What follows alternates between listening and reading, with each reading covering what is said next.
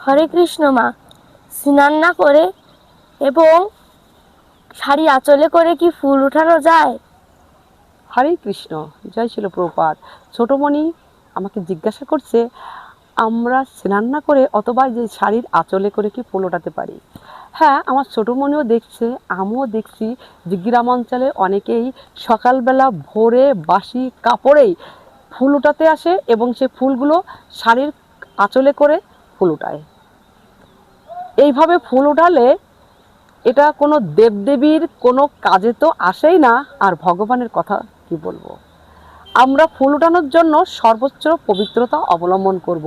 আমরা যখন ফুল ওঠাবো তখন অবশ্যই স্নান করে পরিষ্কার কাপড় পরিধান করে তবেই আমরা, যে দেবদেবীরই হোক আর ভগবানের জন্যই হোক, আমরা সেই ফুলগুলো গাছ থেকে চয়ন করার চেষ্টা করব। তবেই ভগবান সে ফুল গ্রহণ করবে এবং ভগবান সন্তুষ্ট হবেন। কিন্তু আমরা দেখি অনেকেই সকালে রাত্রে যে কাপড়টা পরেছিল সে কাপড়ে পরে চলে আসে এবং শাড়ির আঁচলে করে ফুল ওঠায়। এগুলো আসলে সম্পূর্ণ একটা বাজে কাজ। কারণ আমরা যে শাড়িটা পরে থাকি এটা সর্বোচ্চ অপরিষ্কার থাকে, নোংরা থাকে। আমরা ফুল ওঠানোর জন্য অবশ্যই কোনো ডালা বা কোনো পাত্র, ভগবানের কোনো পাত্র ব্যবহার করব। আর শাড়ির আঁচলে তো কোনো প্রশ্নই নেই, শাড়ির আঁচলে করে কখনো ফুল ওঠানো যায় না। আমরা সকালে বাসি কাপড়ে পরেও ফুল ওঠাতে পারি না, বা স্নান না করে আমরা কখনো ফুল ওঠাতে পারি না।